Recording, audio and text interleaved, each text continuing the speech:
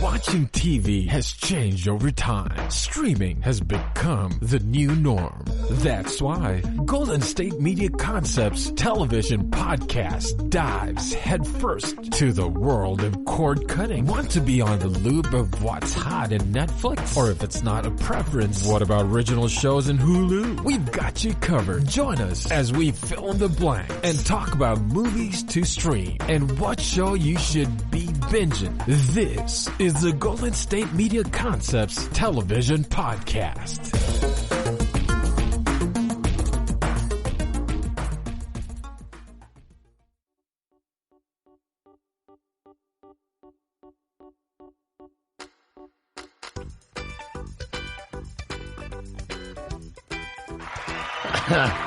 Yeah, did you say rain? That was crazy, Jack.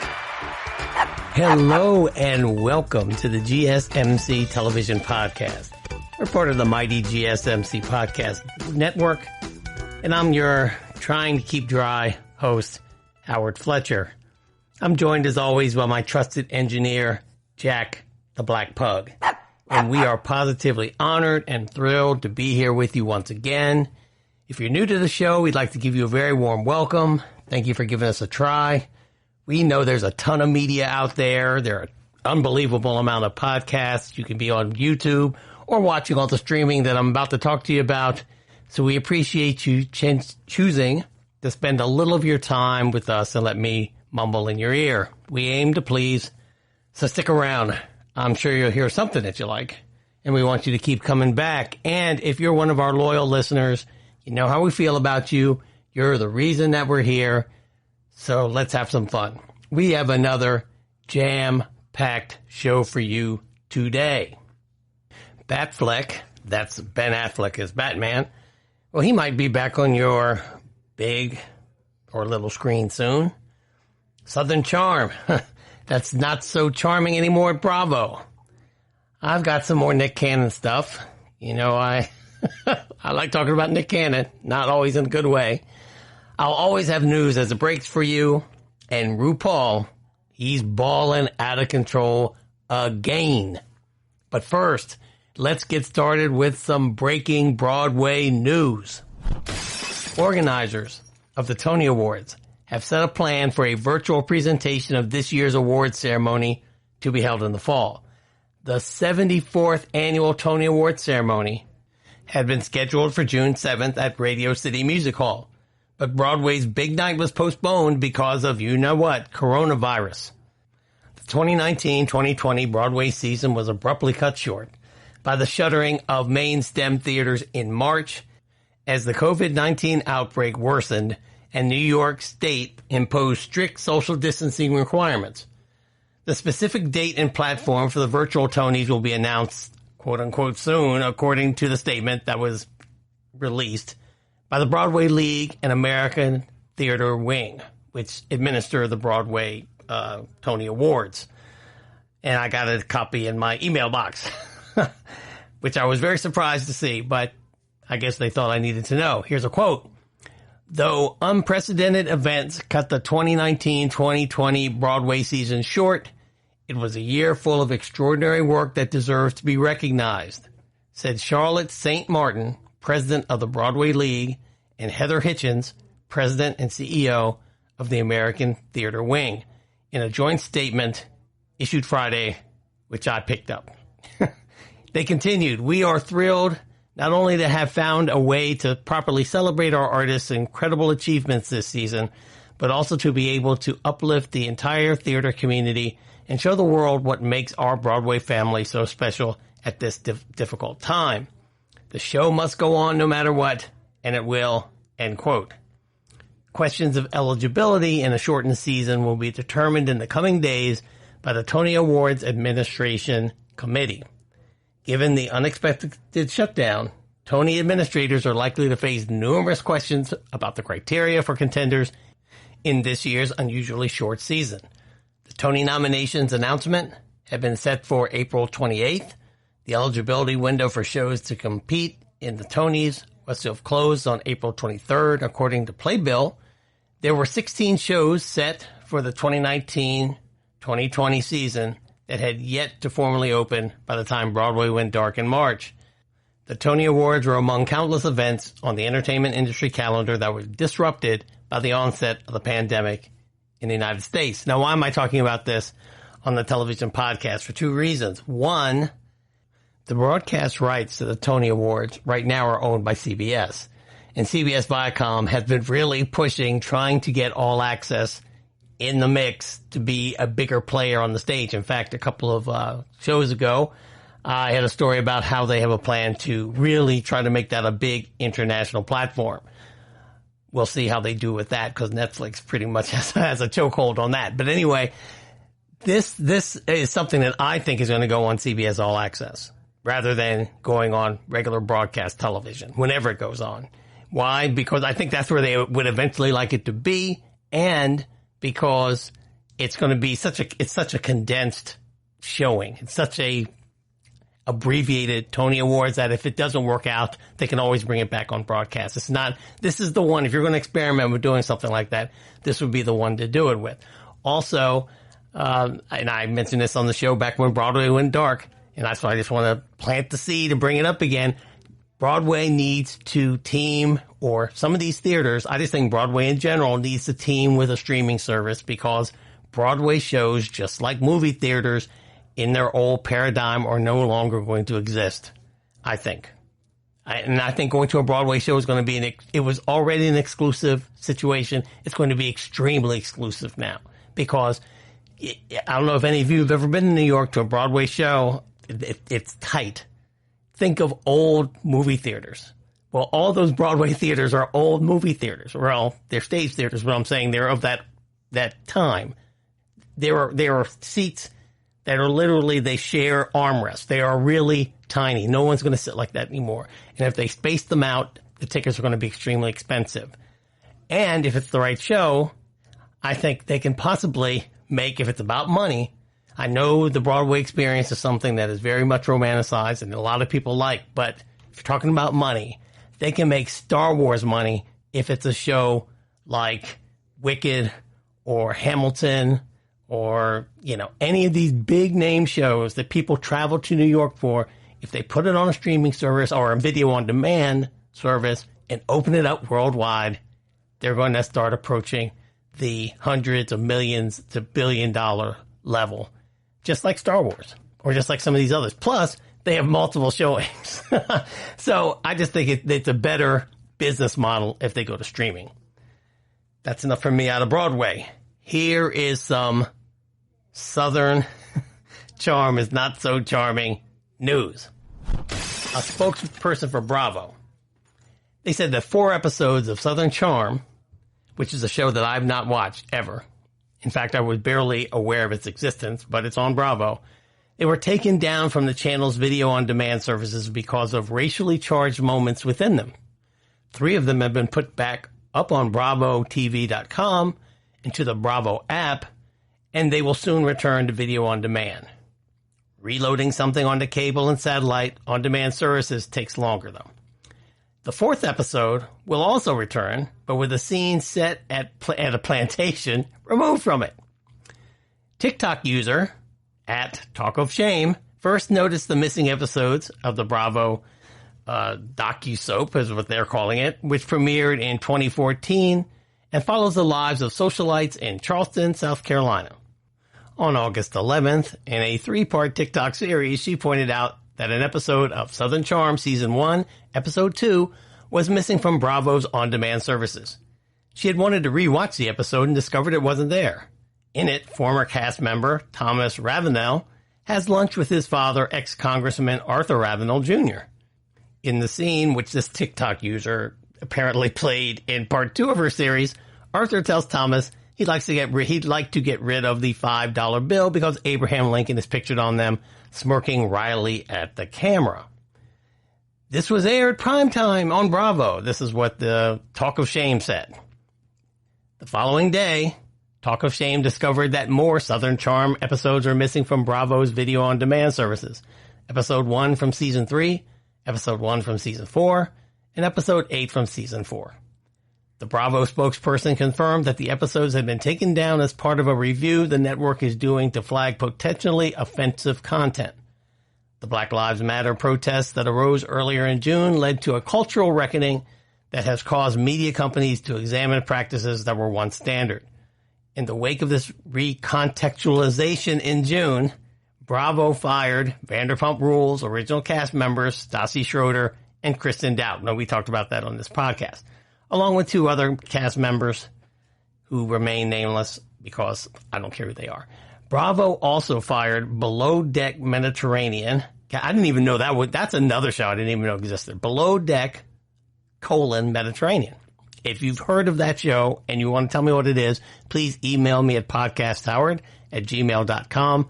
I would love to know and I will read it on the air. Anyway, this cast member on this show that I didn't even know existed was fired, and he's unnamed, so anyway, fired for a misogynistic and racist Instagram post. It's not the first time Bravo has taken down an episode because it's offensive. A transphobic first season episode of Below Deck was not only taken down from its video on demand services, but it's disappeared from Amazon and iTunes as well. Bravo's spokesperson said many shows have been under recent review, but these Southern Charm episodes are the only ones so far that have been taken down for further examination. Though 3 of the episodes were deemed to be okay, Season 3, Episode 1 of the show will be edited as a result. And a scene when Southern Charm star Catherine Dennis gives a tour of her family's plantation to an occasional guest star, Kay Cooper Ray, will be excised. It was this scene in which 2 of them casually discussed the slave cemetery on the property that Talk of Shame highlighted in her TikTok. Talk of Shame is like the investigative reporter for Bravo. Now, here's a question that Talk of Shame asked on her TikTok about why they took this particular episode down. Quote, is it the casual reference to you living on a plantation on top of a slave cemetery before you sit down to drink mint juleps with your friend? Is that the reason? Or is it that every plantation is really just a giant slave cemetery? End quote. Well, when the episode returns to Bravo's video on demand channel, that scene will be gone. Well, it's good to know that television executives like the ones at Bravo are deciding to go through some of their old content and maybe clean it up a bit. However, and those of you who listen to me know that I am a Black American descendant of slaves in this country. So I think I can speak experientially on this. Do I find the scene offensive? Yes. But I will say this. I thought that was part of the point of reality television. I don't really watch it, so I don't know. But, you know, I thought the reality part of it was the fact that these are some people who do some pretty offensive things. Now, if Bravo doesn't want to be in the business of doing that, then get out of reality television. You know, it didn't sound like these people were using epithets or something like that, but the fact that these people live on a plantation, that's real. And the fact that people have weddings on plantations, that's real. So to take it out of the episode doesn't eliminate it from life. I think people need to see that stuff. That's what I'm saying. But that's why I'm not a television executive. However, I think there's value in seeing that some of these folks do have some thinking that is offensive to some folks, and especially the comment. I thought the comment was worse about the guy who was smirking about Lincoln being on the $5 bill than the fact that they're sitting there on a plantation where slaves were buried, because that place is always going to be there. And they're going to have that land. That's not going to change. That history isn't going to change. So I think exposing people to that history is of value. No matter how much we may not want to look at it, I wish people would look at it more. So that when people talk about the repercussions of that, it's not like it's something we're making up. That's all I'm saying. I don't want to get too political, but I get upset when they want to strip away the value in a genre of television that this person, in my critique, think there's very little value to. So, I mean, I think that one of the valuable things in that is that we got to see some of Southern life from that particular perspective and how they interact with each other from that particular perspective. Then you can judge for yourself. And if the show offends you, don't watch it. Maybe then Bravo could get with the program and start putting together some prestige shows. But that's asking for too much, I'm sure. All right, so that's my rant on Bravo and Southern Charm. As I've said about every show that I talk about on this program, I'm not telling you not to watch it, though. I'm just telling you my opinion about it. You might like reality television, and you're not alone if you do. My opinion, if you're first-time listeners, is this. I will highly recommend a show for you to watch, but I will not disrecommend a show for you to watch. I'll just tell you my opinion of it, but if I don't like it, because I think that's my obligation to do so. But I never will tell you not to watch it because, as I've said before, there are people who are employed putting that show together, and they're doing the best they can putting that show together. And they think they're doing a good job. And for those people who are fans of that show, they are in agreement. I just am not. Next, we're going to talk about somebody else who gets judged rather harshly. And that's my man, Ben Affleck. He might be putting on the cape and the cowl again, believe it or not. And we'll talk about that when I get back.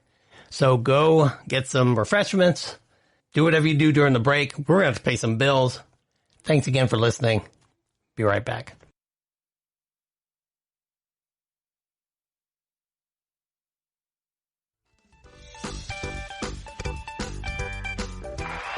You ever been on a plantation, Jack?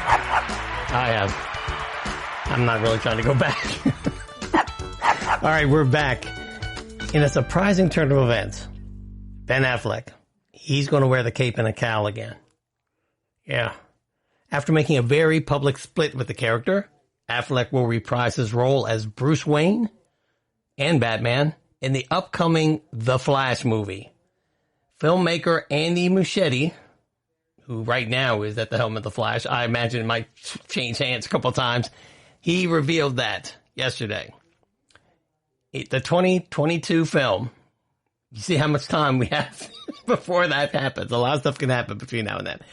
The 2022 film stars Ezra Miller, bad choice in my opinion, as Barry Allen the Flash, who last appeared opposite Affleck in 2017's Justice League. Here's a quote. He's a very substantial part of the emotional impact of the movie. The interaction and relationship between Barry and Affleck's Wayne will bring an emotional level that we haven't seen before, Muschietti said in this article that was in Vanity Fair. It was written by Anthony Breznican, by the way. And I hope I'm pronouncing your name correctly, Mr. Breznican. Breznican, I believe is how he pronounces his name. I'm not familiar with that reporter. And Muschietti continued, it's Barry's movie. It's Barry's story. But their characters are more related than we think. They both lost their mothers to murder. That is like, that is a running motif in superhero mythology. But anyway, it did happen to Barry Allen and it did happen to Bruce Wayne. It's one of the emotional vessels of the movie. That's where the Affleck Batman kicks in, end quote. Now, the thing about the motifs, that was me. But anyway, he says, that this relationship between Barry Allen and Bruce Wayne is what is going to be so profound in this movie. I hope it's a little better than the connection between Clark Kent and Bruce Wayne, that their mothers were named Martha. I hope it's deeper than that. Affleck at one point was set to write, direct, and star in The Batman. It's the upcoming DC movie that now stars Robert Pattinson as the Caped Crusader. He stepped back following Justice League and the pressures it put on his personal life. Here's a quote. I showed somebody the Batman script, Affleck told the New York Times last year. And they said, I think the script is good. I also think you'll drink yourself to death if you go through what you just went through again. And, for those of you who don't know, Ben Affleck infamously had some problems with alcohol after Justice League. Affleck's Batman is not the only Dark Knight set for the film. Michael Keaton, who played the role in Tim Burton's Batman in 1989 and in Batman Returns in 1992, is also back for the movie, which will involve travel between two universes. So I guess Michael Keaton might be the older version of Bruce Wayne, which would make sense.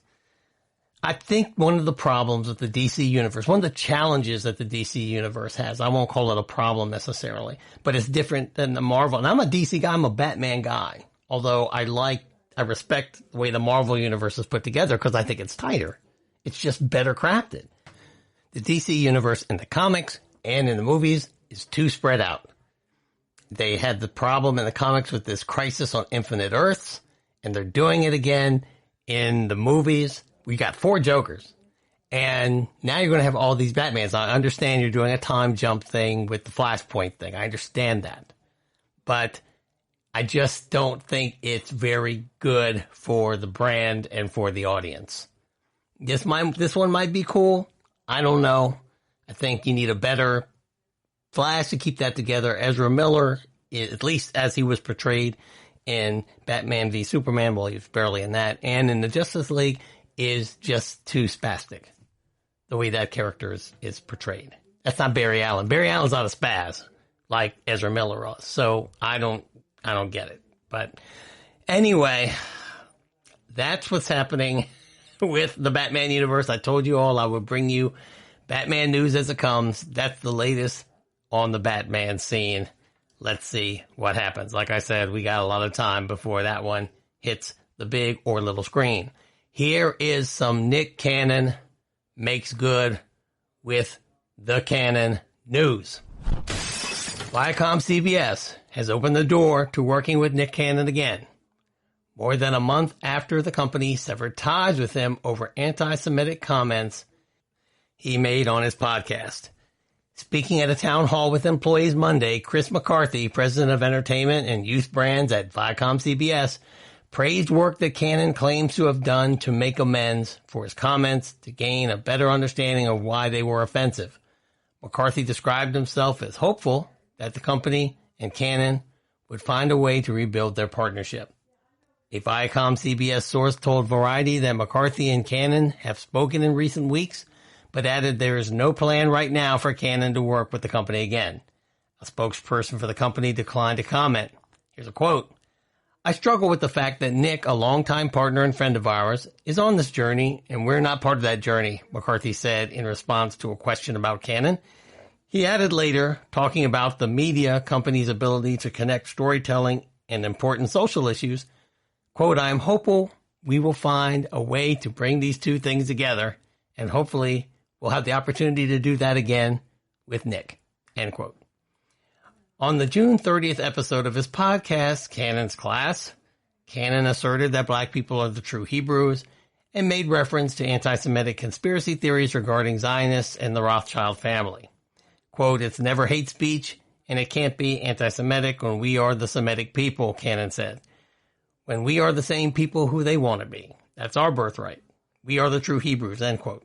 The comments triggered public outrage and a decision by Viacom CBS to publicly sever ties with Cannon, host and creator of the longtime MTV comedy show Wild and Out, and a longtime creative partner of the company's Nickelodeon Kids programming unit. Cannon's initial remarks after being fired by CBS Viacom were combative, demanding an apology from the company and full ownership of Wild and Out, and insisting, I will not be, is a quote, I will not be bullied, silenced, or continuously oppressed by any organization, group, or corporation. Cannon later issued a statement offering, quote, my deepest and most sincere apologies to my Jewish sisters and brothers for the hurtful and divisive words that came out of my mouth. Concurrent to an announcement by Fox that Cannon would remain as host of The Masked Singer. Cannon has since been publicly engaging the Jewish community, hosting Rabbi Abraham Cooper of the Simon Wiesenthal Center on his podcast, and appearing in an hour-long video interview hosted by the American Jewish Committee and conducted by Rabbi Noam Marantz, who wrote in a column for the Jewish Post that Cannon, quote, understands why his words were blatantly anti-Semitic and has begun the process of undoing the damage he has caused, end quote. McCarthy on Monday said that he wished that he had, at the time of Cannon's comments, already developed the entertainment and youth groups recently unveiled culture code and set of guidelines related to inclusion and diversity. Quote, it's a shame that it took an incident like this for us to take a step back and have a clear process in place to address issues like this, McCarthy said, end quote. Well, why is this on this podcast again? Because I don't like bringing up bad things. And I'm certainly I am not a cancel culture type of person. I believe in retribution for people who sincerely are regretful, remorseful, apologetic about what they do. I bring it up because Nick Cann is about to resurrect again. He is the JC of television. He's about to resurrect his career again. And I'm somebody who, famously, as I admitted on the show, I've counted Nick Cannon out all the time because he's not my cup of tea. The stuff he does is not the entertainment that I necessarily like. And so, like, when The Masked Singer, when I saw a promo for The Masked Singer and it was coming out, I said, oh, man, this is going to be garbage. The Masked Singer was the number 3, I believe, rated show all of last year on television. And I'm not saying necessarily that ratings equal quality. A lot of times they do not. Ask the makers of Masterpiece Theater. But it's still very important to generate money for television. And there is some, I have to say, Nick Cannon, his projects generate dollars, even though I don't understand it. I don't understand. The criticism that I had for Nick Cannon were two things. And it really had very little to do. I didn't like what he said. Let me get that clear. It was blatantly anti-Semitic. I don't agree with it. And it was totally wrong. It's his judgment. That's all. He had Professor Griff from Public Enemy on his podcast. That was the podcast where these comments were made. Now, I don't know if Nick Cannon, from his statements afterward and from the reception that he's received from the Jewish community, I have to believe that he has made it clear that he had no idea what he was talking about. I think he fed into some of these things that Professor Griff has famously said. It got him kicked out of the group Public Enemy for saying back in the late 80s or the early 90s, one of the two. But in order for you to get kicked out of Public Enemy, you got to say, and that's one of my, I love Public Enemy. That you have to, Flavor Flav hasn't been kicked out of Public Enemy, all right? And so if you're going to have this guy on your show, and you want to, and apparently Nick wanted to seem like he was on the same page as he was, well, that's what you're going to happen. That's what's going to happen. If you have somebody who's racist on your show, if you have somebody who's anti-Semitic on your show, if you have a misogynistic person on your show, and you want to bond with them on the show, well, guess what?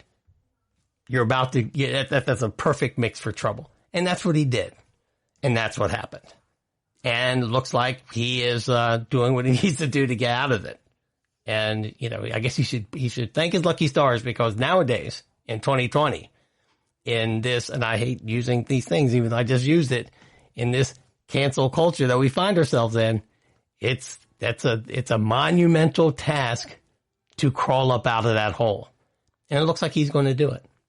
So, I'll tell you this, for those of you who listen to this podcast, or at least listen to my podcast shows, if you ever hear me say, if it's possible to buy stock in a broadcast company or anything that's connected to Nick Cannon, I would look at it first as a possible investment. But if you ever hear this guy say, this undertaking that Nick Cannon's about to have with this company, whether it be Nickelodeon or NBC Universal or anybody, and I say it's not going to work, go buy that stock.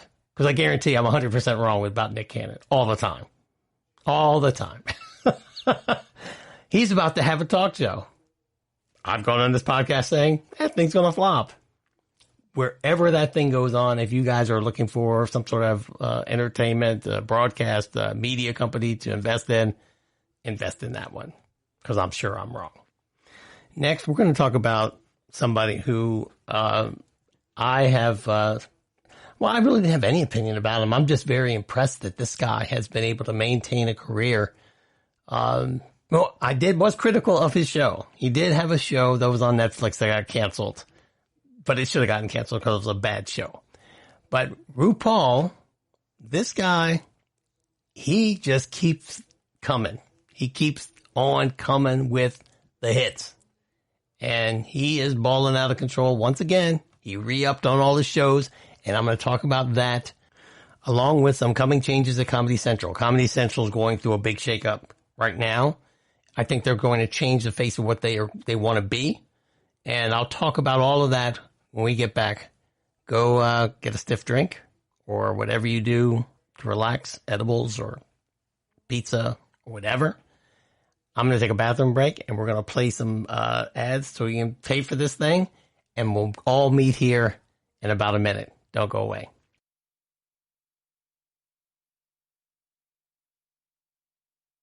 Tired of searching the vast jungle of podcasts? Now listen close and hear this out. There's a podcast network that covers just about everything that you've been searching. Hey! The Golden State Media Concepts Podcast Network is here. Nothing less than a podcast bliss with endless hours of podcast coverage.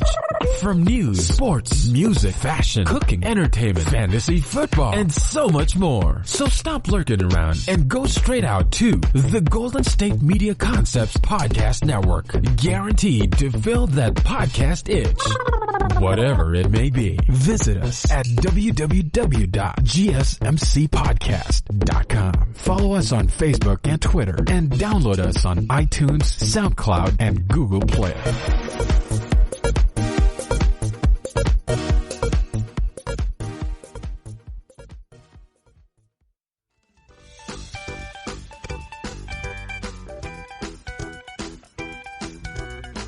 All right.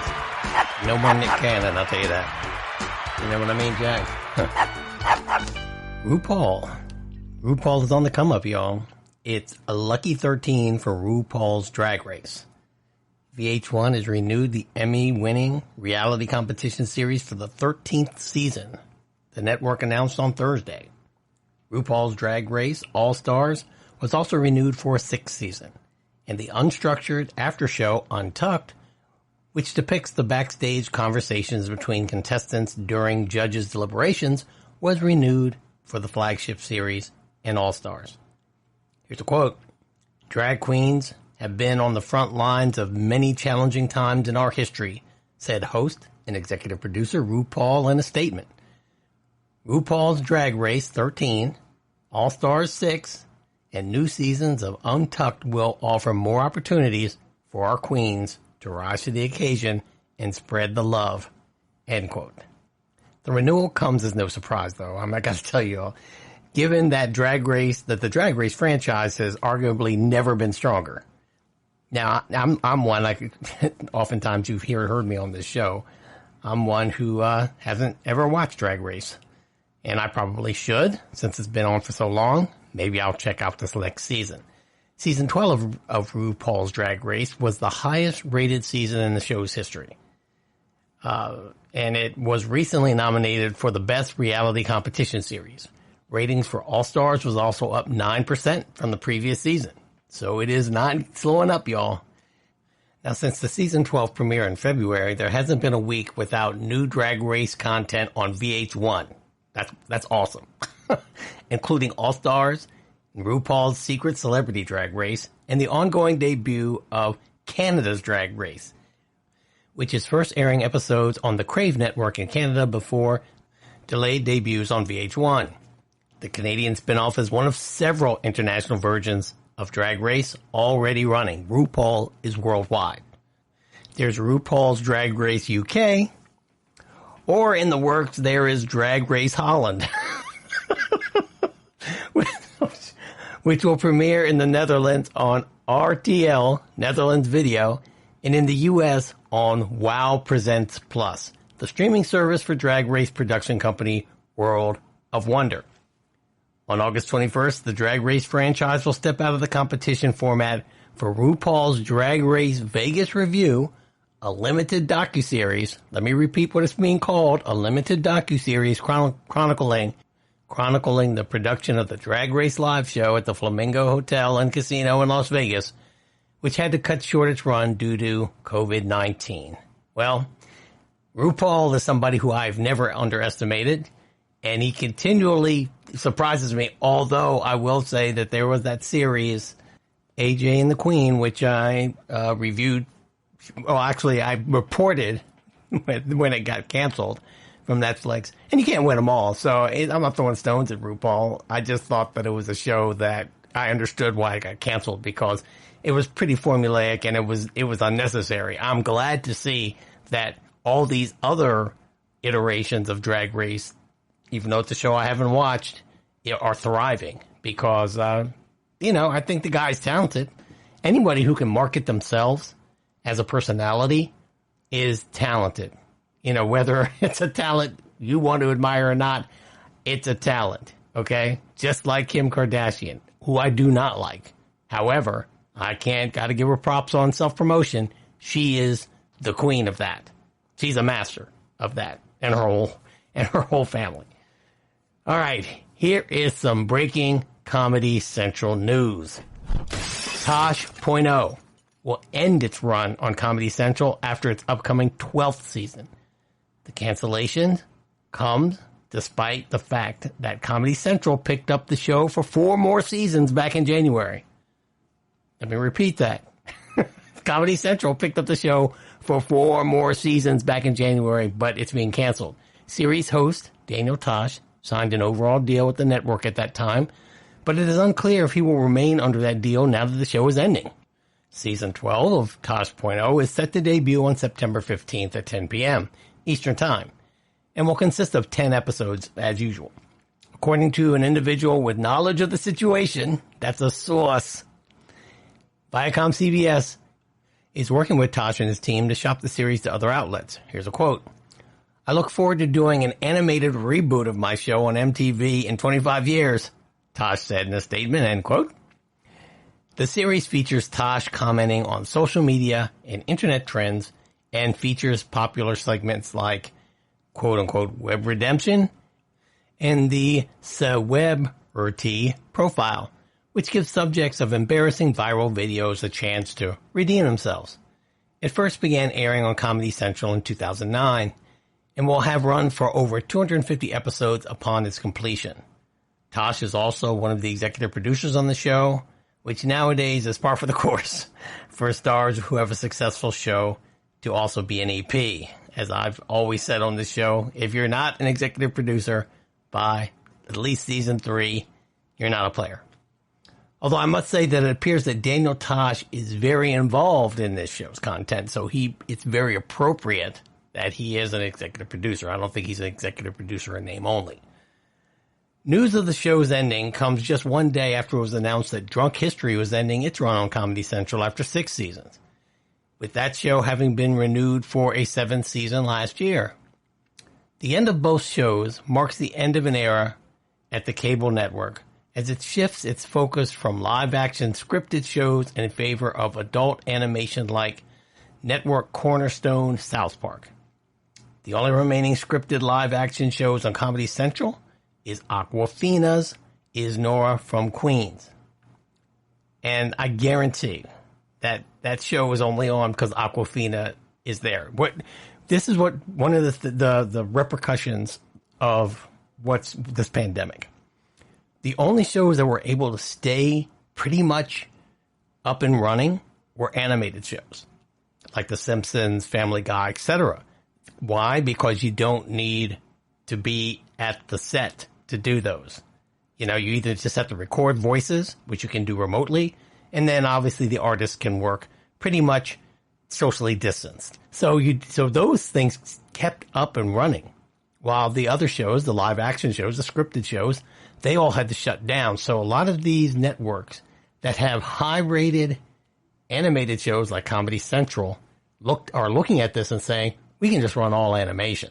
We don't need to have a live action show, or at least the core of our programming doesn't need to be live action. Awkwafina, they're not going to shut that down because Awkwafina's hot.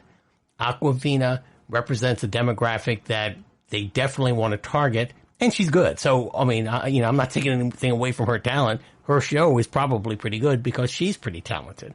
So, while that one is going to stay because it's relatively new, all of these other long-running shows, what CBS Viacom has been doing is selling off their stable of shows.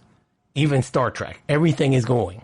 And they're just going to do these on some of their smaller boutique, I would say, or specialized channels like Comedy Central. They're doing more either reality television or animation. The show Corporate, quote-unquote named Corporate, began airing its third and final season in July. The network also airs the rebooted Crank Yankers. I didn't even know that was even still on. And the late-night series The Daily Show with Trevor Noah. Last week, it was announced that the live-action Comedy Central shows The Other Two and Southside will be moving to HBO Max. See what I'm saying? It was recently announced that Comedy Central was rebooting animated shows like Beavis and Butthead, The Ren and Stimpy Show, and the Daria spinoff Jody. So there you have it. Get ready to watch a bunch of cartoons, fans, because that's what's going to be coming up. And watch that the DC universe, especially, probably more than Marvel, is going to really beef up their animation, especially on HBO Max. Watch for that. Here is some breaking Television City news. In a statement, Hackman Capital Partners stated that 3 individuals have been sent home after testing positive for COVID-19. Those who were in close contact with them were also self-quarantined, the company said. Quote, the health and safety of the individuals who work at Television City Studios is paramount, the company said. We are complying with all requirements and will continue to evolve our protocols to ensure that our operations are proceeding in the safest and most responsible manner possible during this challenging period, end quote. Now, The Bold and the Beautiful, which is filmed at Television City in Hollywood, restarted production there in mid-June, shortly after the country allowed TV and film production to resume. Production was briefly halted on the show that same month after a number of false positives, according to Bell Philip Television, the show's production company. So they had to stop, but it was false. The Young and the Restless also returned to production there, and the Late Late Show with James Corden resumed shooting there on August 10th, after several months of at-home production. Sources said that both shows were not affected by the outbreak. Film and TV productions are supposed to adhere to strict guidelines that limit the number of people who can be on set and mandate testing and protective gear. Now, on Tuesday, the county, which is LA County, amended those guidelines to mandate that craft service dining be held outdoors and to recommend, though not require, that any audience segments be taped outdoors. The county also required that hired audience members sit 6 feet apart. The amended orders also banned any rehearsals that are not tied to a particular production. The reasons for the new rules were not explained, but I'll explain them for you. They don't want people to get sick. So, anyway, I got part of this from an article that was in the Hollywood Reporter. So, being an ex-reporter myself, I know you have to explain these things, but or at least let the readers know about information you were not given. So they didn't give reasons for them, but I'll tell you the reasons because I'm not working for the Hollywood Reporter. Westbrook Incorporated and TV production company, founded by Will Smith and Jada Pinkett Smith, reported a significant COVID outbreak 2 weeks ago in Calabasas. The outbreak, initially reported as infecting 10 people, was later cut to 9 people. It halted the production of an unspecified project. Could it be the Fresh Prince of Bel-Air? Maybe. Workplaces in Los Angeles County are required to report outbreaks of 3 or more individuals to public health officials. Now, CBS used to own that studio. Anybody of a certain generation that remembers shows like The Price is Right and all those game shows that used to come on in the morning when we were home from school, sick from school, would always say they were filmed at Television City in Hollywood. Those are all CBS shows. Anyway, CBS sold that studio to Hackman Capital in 2018, and Hackman Capital leases it to people like Will and Jada Pinkett Smith. So that's kind of like an update on what's going on out there in LA with, or at least in Television City, with some of the COVID things. I mean, there was a while on this podcast, there was a lot of COVID. It's kind of dying down, and everybody's trying to come back. But what we're seeing more often than not are these adjustments, like in the previous report, where people are changing their programming, or networks are changing their programming to animation or to unscripted, which is i.e. reality television. Next, we're going to be talking about a show that 50 Cent and T.I. are putting together for who? CBS All Access. CBS All Access is going to be a player. Whether you all like it or not, I give it to them. They keep on swinging and putting stuff together. So we'll be back with that. Go take a break or whatever it is that you do in these breaks. We're going to play some ads. Very good ads. You should listen to them. And I'll be back after this. Thanks for listening.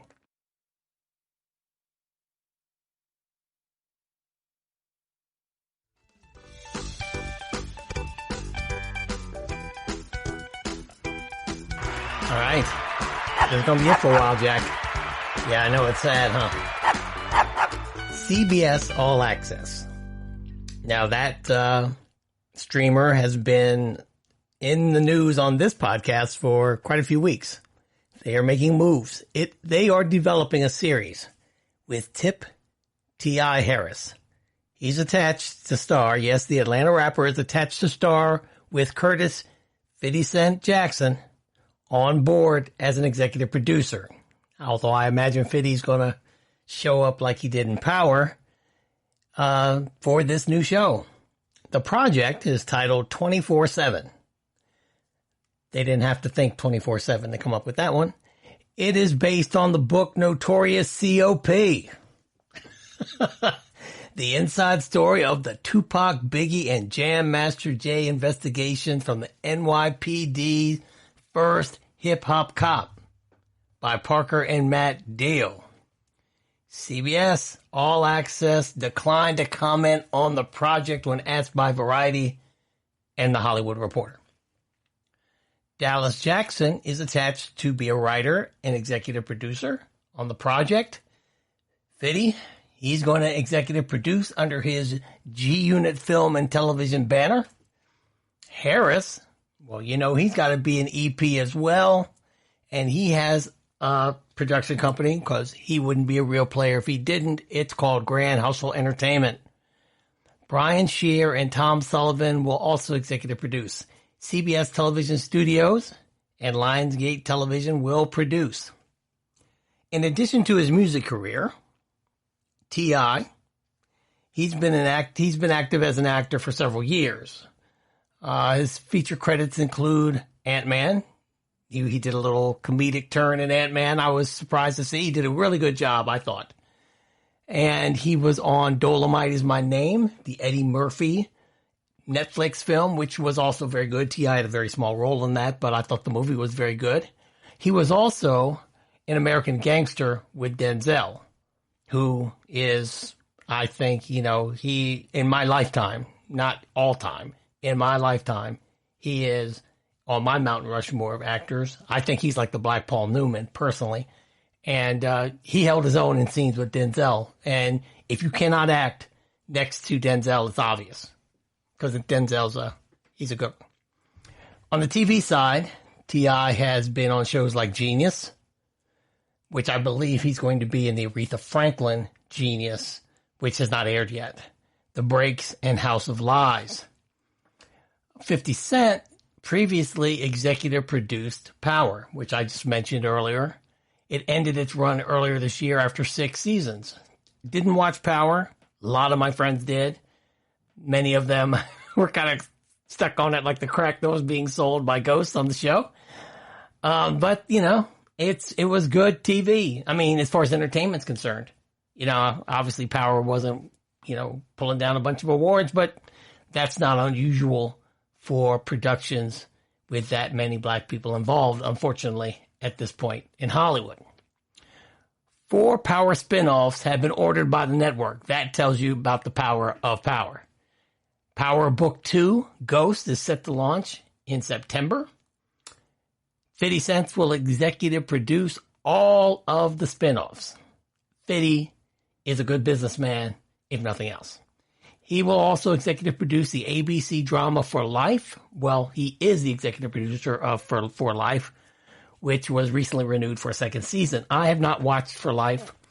Can't watch everything, like I say on the show before. I mean, and have a life and feed your family. I mean, it's impossible to do that unless I was a paid critic. If I was a paid critic, then maybe I could. But For Life, I was the actor whose name escapes me right now. The British actor who is, he was on Marcella. He was very good in all of, Marcella's a BBC series, by the way. Nicholas Pinnock is his name. I just took a break to look it up on good old Wikipedia. And because I wanted to mention his name because he's a very fine actor. I've seen him in a lot of BBC productions. He was also in the series that was on Starz, I believe, Counterpart. It was J.K. Simmons did another turn in TV. It did not get renewed. Not because, and I think, at least for me, I don't think it got canceled because it was a bad series. I think unfortunately, there was just too much television out there to watch. And it got caught in one of those cycles where it just was not, it was on during the same time as Game of Thrones last season. I think Westworld was just ending its first season. There was just too much television to watch for Counterpart to really get an audience. But it was well made. And he was on that. He was also on Marcella. He's good. He's a good actor. I was taken aback For Life because once again, and this is my pet peeve, once again, this was a British actor who was taking a role that I think was better suited for an American black actor. That's all. Now, I know that sounds completely petty and stupid, especially coming from a black person. And it is. I know it is. However, and I'm sure he's fine on the show, but whenever I see that, I'm just like, where'd this guy come from? I mean, until I start seeing a lot of American actors on BBC television playing things other than just plain old. Now, granted, I understand that Americans can't do British accents as well as Brits can do American accents. That's a fact. I just have to live with that fact. And that probably answers my question right there.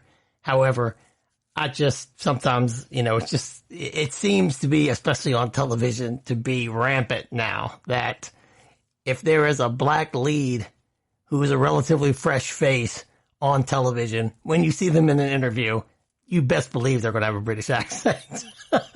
And I'm not quite sure what that is all about. Anyway, that's what's going to happen on CBS All Access. You're going to get another 50 Cent production. Good for you, fitting. Here is some more CBS All Access news for real. CBS has become the latest network to concede that its fall 2020 schedule will not look anything like normal. The network has unveiled premiere dates for September and October, none of which include the originals it touted in its previous schedule announcement over 3 months ago, which I went down on this podcast show by show. What a waste of time that was, huh? You probably thought it was a waste of time while I was doing it.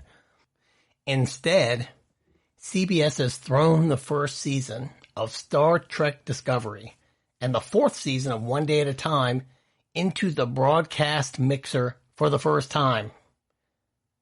That's a big statement. CBS is going to take Star Trek Discovery off of All Access and put it on its broadcast television. That's why I'm wondering what is CBS All Access doing. I don't understand what they're doing. Although it said the first season of Star Trek Discovery, so maybe they're trying to get people hooked and then go get CBS All Access. That's what they're doing.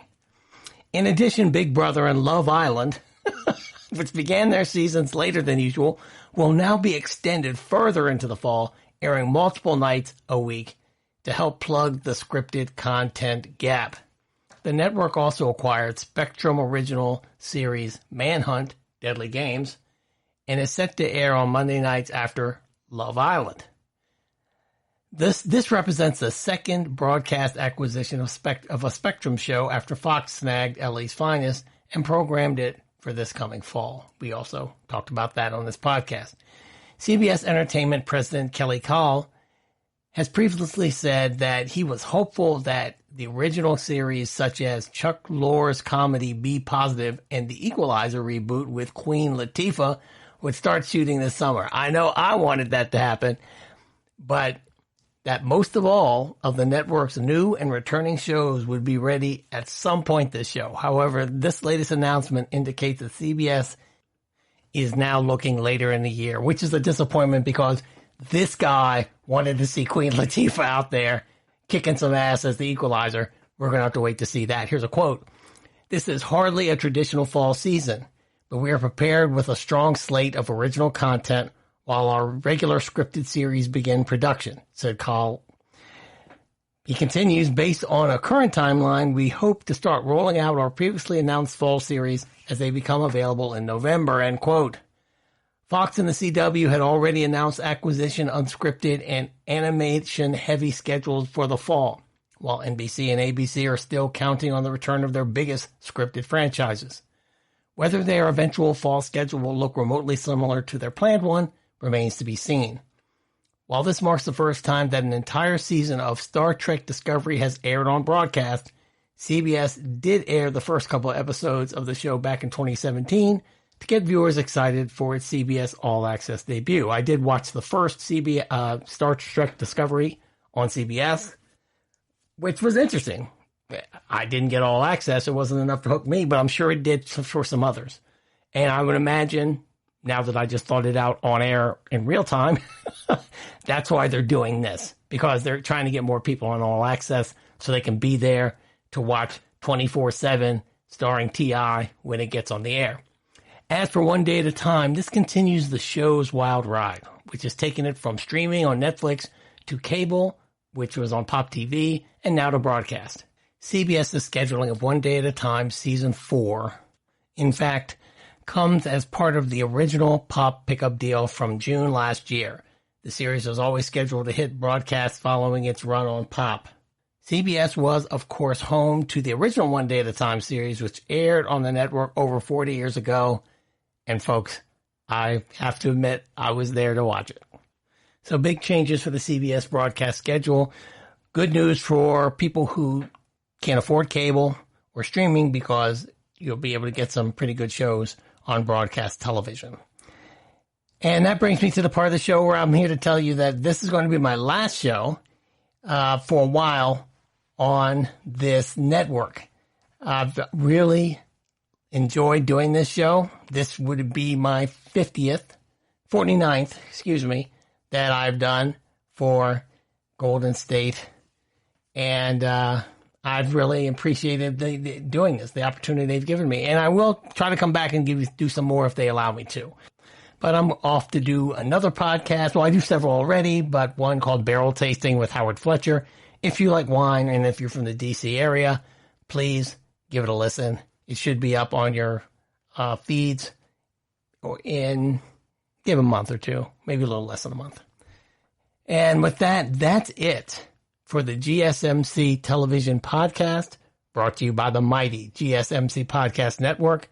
I'd like to ask you to please remember to subscribe to the show and write a really nice review. That helps us. And we want the show to grow. We have two new great hosts I hope you've been listening to. Aaron is one of them. The other gentleman I have not met yet, but I'm sure he is just as good. I would like you to keep listening to the show, and maybe I'll show up for one or two episodes. Please follow us on Facebook, Twitter, and Instagram. Please remember to email me at podcasthoward@gmail.com. Let me know what you thought of the show. Let me know if you would be interested in following me in other places. I'll be happy to let you know where you can find me. Also, you can tweet at me on Twitter. Please follow me on Twitter. It's FletchDC, FLETCHDC. Well, folks, I know we're in some very strange and challenging times right now, so let's pull through this together.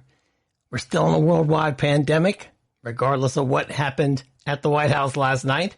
So please remember to wash your hands, limit your up-close and personal interaction, which means socially distance, and wear a mask whenever you can. Please do it. Not do it for yourself. Do it for others. Have a safe and fun weekend. Until we meet again, when I don't know what that's going to be, but until that time, please stream with care. Jack and I love you guys, and we appreciate you guys. Be kind to one another, and thank you for listening. Bye-bye. You've been listening to the Golden State Media Concepts Television Podcast, part of the Golden State Media Concepts Podcast Network. You can find this show and others like it at www.gsmcpodcast.com. Download our podcast on iTunes, Stitcher, SoundCloud, and Google Play. Just type in GSMC to find all the shows from the Golden State Media Concepts Podcast Network, from movies to music, from sports to entertainment, and even weird news. You can also follow us on Twitter and on Facebook. Thank you, and we hope you have enjoyed today's program.